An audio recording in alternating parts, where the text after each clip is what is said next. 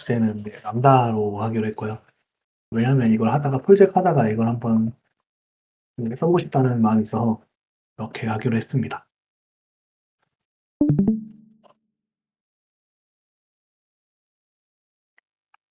일단은 먼저 컴퓨터 일단 진화 과정에 대해 할 건데 일단 맨 처음에는 일단 분리 서버로부터 시작해서 뭐 하드웨어 그 서버실에서 모두 관리하고 사용자가 직접 하드웨어 코드 모두 관리하는 그런 방식이었습니다.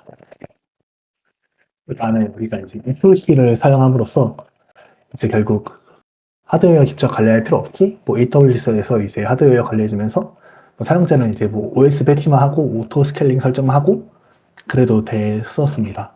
하지만 이 경우 이제 트래픽이 없어도 서버가 실행 중인 상태라면 계속 비용이 발생한다. 네, 그런 단점이 있었습니다. 그래서 결국 이제 뭐 컨테이너를 해서 이제 애플리케이션을 이제 컨테이너 포장해서 배포를 한번 했습니다.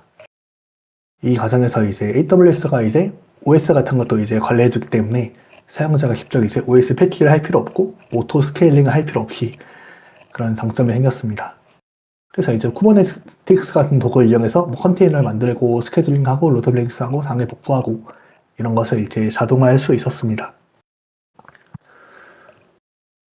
그래서 이제 결국 이제 마지막에 이제 펑션 레이저 서비스, 즉 서버 리스라는 게 등장했는데 이게 아마 서버가 없다는 것이 아닌 서버를 내가 직접 관리하지 않는다는 의미로 서버입니다.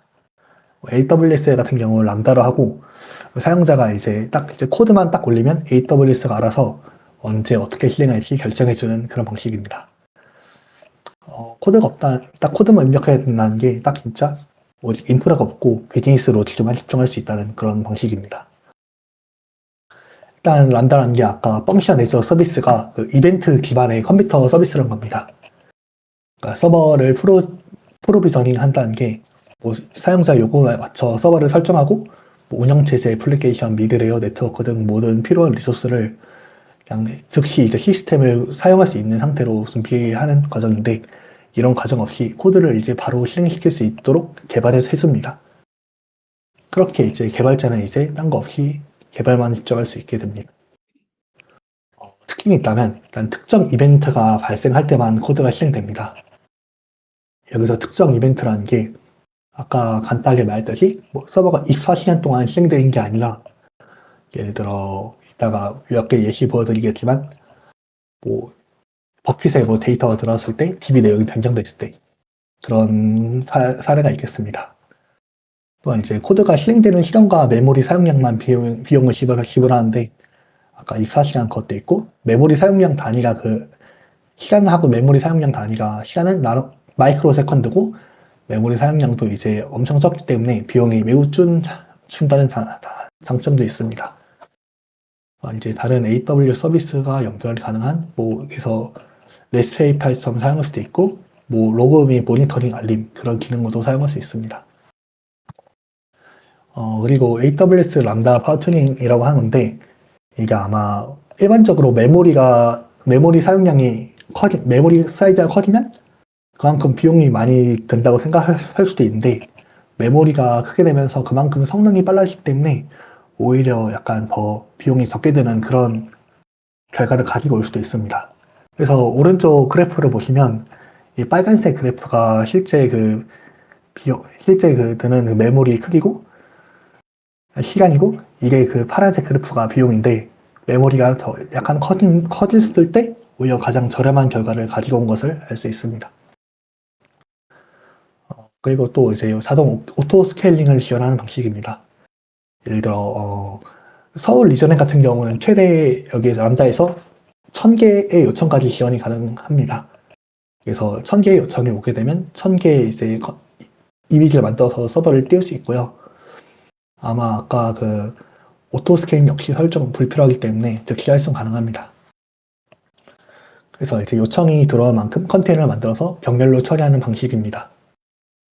아까 그 서울 리전에서 1000개만 가능하다 했었는데 그래서 예를 들어서 이제 역할을 나눠서 할 필요 있다. 그러면 이제 IAM 계정을 만들어서 뭐 200개, 어디는 200개 할당하고 어디는 800개 할당하고 그런 식으로 사용해야 됩니다. 자바를 포함한 다양한 언어를 지원하고 아까 도커 컨테이너도 지원합니다. 일단 작동 원리를 보면 일단 먼저 트리거를 거쳐서 람다하고 목적지에 도달합니다. 여기서 트리거라는 게 람다 함수의 실행의 시작점이 되는 이벤트라고 하는데, 그러니까 쉽게 말해서 람다 함수는 혼자 실행되는 게 아니고 반드시 트리거가 필요합니다. 뭐 S3 뭐 파일이 업로드되었을 때나 뭐 테이블 데이터가 바뀌었을 때, 뭐 SPI처럼 사용하기 위해서 HTTP 요청이 들어온 경우, 뭐 정해진 시간이 딱 돼서 이제 로그를 보내는 경우, 이런 것이 트리거가 될 수 있고, 이제 람다 함수에서 처리를 하게 되면 이제 뭐 DB에 저장하거나 로그로 출력하거나 그렇게 사용할 수 있습니다.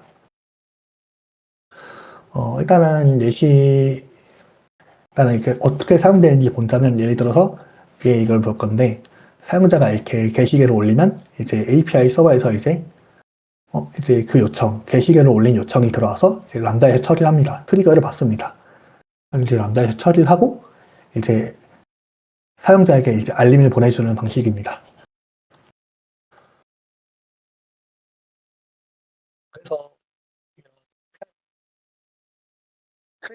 기반에서 뭐 언제 어떻게 사용할지 모르는 경우, 그럴 때 이제 사용하기 적합합니다. S3 같은 경우 이건 예를 들어 이미지를 리사이징 할 때 쓰는 건데, 사용자가 사진을 올리면 버킷에 이렇게 올라가서 그 버킷에 올리는 거 행위 자체가 람다가 트리거가 되는 행위입니다. 그래서 람다에서 이제 이미지 리사이징을 하고 이제 이 사진을 다시 저장한다. 그런 행위가 될 수 있습니다.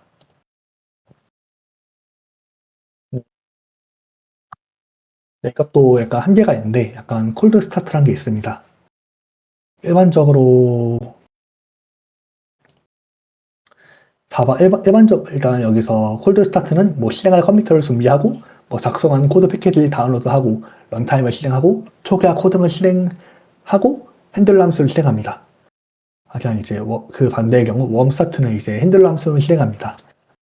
네, 왜 이 콜드 스타트의 경우 이제 이게 실행이 안 돼 있다가 갑자기 오랫동안 사용하지 않은 그걸 이제 한 번에 불러서 실행을 해야 되는데, 그 과정에서 준비 과정이 한 몇 초? 5초, 10초 정도 소요될 수 있습니다. 특히 자바의 경우 JVM이 상당히 무겁기 때문에 콜드 스타트가 더 크게 나타나는 경우가 있습니다. 그래서 결국 이제 두 가지 해결 방법이 있는데, 일단 첫 번째 해결 방법은 프로비전 컨컬러시인데, 일단 최소 이제 약간의 이제 AWS에서 약간 추가 비용을 내고, 최소 이제 몇 개의 컨테이너는 이미 초기화 코드까지 실행시킨 웜 상태로 이제 유지해서 요청이 들어오면 바로 처리할 수 있게 해달라는 방식이고, 또 이제 스냅샷 방식은 이제 메모리를 초기화 끝낸 상태로 해서 스냅샷으로 저장을 했다가 요청 시 이제 그 이미지를 로드하는 방식으로 처리하는 방식입니다. 이제 문제점이 있다면 DB 커넥션이 약간 고갈될 수 있습니다. 람다 함수는 아까 최대 서울 리전 같은 경우 1000개의 컨테이너까지 만들 수 있다 했는데, RDB의 경우 이제 커넥션이 제한되는 방식입니다. 그래서 RDB가 아닌 뭐 MySQL, AWS 사용할 수 있는 다이나모 DB를 사용한다든가, 그 프록시를 이제 람다하고 DB 사이에 만들어서 커넥션 풀로 이제 DB 개수를 이제 부하를 막을 수 있는 그런 이제 프록시 방식을 쓰는 것도 해결 방법입니다. 또한 이제 람다하고 그 이벤트 소스와 계약할 때 최소 한 번은 실행된다는 이제 계약 조건이 있습니다. 그래서 이제 클라이언트가 이제 네트워크가 끊기는 그런 오류로 이제 똑같은 요청을 다시 보내는 경우, 이제 역등성을 확인하는 그런 이제 방식도 필요하기도 합니다. 일단 또 이제 가장 큰 문제점 중에 하나가 그 람다 방식은 최대 실행 시간이 15분이라는 제한이 있는 겁니다. 그래서 긴 배치 작업보다 짧고 굵은 작업에 최적화되는 그런 방식입니다. 그래서 해결 방법이 있는데, AWS 배치 같은 경우 적절한 이제 E2C를 받아서 작업을 수행하고 알아서 끄는 방식입니다. 그러니까 뭐 예를 들어서 15분 걸리는데 뭐 1시간 동안 걸리는 뭐 인코딩이나 뭐 머신러닝 학습, 뭐 대용량 데이터 분석 같은 거는 사실상 불가능한 상황이기 때문에 배치를 이렇게 짧게 이제 끊어서 한다는 방식도 있고요. 스텝 펑션 같은 경우는 이제 이거를 이제 시각적인 순서대로 이제 연결해주는 방식인데, 일반적으로 우리가 그 람다를 순서대로 조립하고 관리하는데, A가 끝나면 B를 부르고 B가 끝나면 C를 부르고, 이런 걸 이제 람다 체인을 하는데, 이런 로직을 직접 코드에 넣으면 이제 관리하기 힘들기 때문에 결국 AWS에서 의존하는 방식입니다. 그래서 이거는 저는 이제 넷플릭스에서 사용했던 그 람다 방식인데, 이건 일단 사용하기 전인데, 사용자가 만약에 이미지를 요청하는데 데이터가 없으면 CDN에 요청한 다음에 뭐 조리하는 프록시를 통해서 다이나모에 새로운 콘텐츠를 요청해야 됩니다. 네, 뭐 다이나모 인스턴트를 만들고 처리해야 되는데, 네, 콜드 스타트 때문에 이제 요청이 한 번에 막 엄청 들어오고 한 몇 분 후에 스케일링이 완료됩니다. 오른쪽 이걸 보시면 파란색이 그 요청이 들어온 거고, 이 주황색이 그 실제 그 인스턴트가 생성된 건데, 요청과 약간 이제 더 뒤늦게 된 것을 볼 수 있습니다. 그래서 결국 이제 넷플릭스에서 이미지 생성하고 전처리하는 과정을 분리했습니다. 그래서 이미지 생성을 람다에서 하고 이미지 전처리는 이제 E2C에서 하기로 했는데, 그 과정을 거치면서 결국 이제 실행 시간도 E2C 방식에서는 3분이었는데 람다에서는 이제 밀리세컨드 단위로 이제 엄청 준 걸 알 수 있고, 비용도 기존에 $1,000가 소모됐다면 이제 $100 미만으로 쭉 감소된 걸 알 수 있고, 인스턴스 개수 역시도 람다를 동시 실행하면서 확 준 것을 알 수 있게 됐습니다.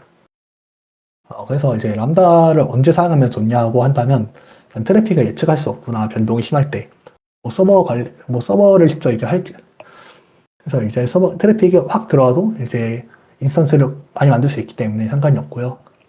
서버 관리 효율화 인력이 부족할 때, 빠르게 기능을 만들어 검증할 때, 특정 이벤트에 반응하는 기능이 필요할 때, 이런 점이 좋습니다. 대신에 이제 람다를 좀 피해야 되는 경우 같은 경우는, 기존에 이제 좀 잘 짜진 코드가 있다면 코드를 좀 이제 이걸 람다에 맞추게 수정해야 되기 때문에 매우 불편한 일이 생길 수도 있기 때문에 그 점은 좀 고려를 해야 될 것 같습니다.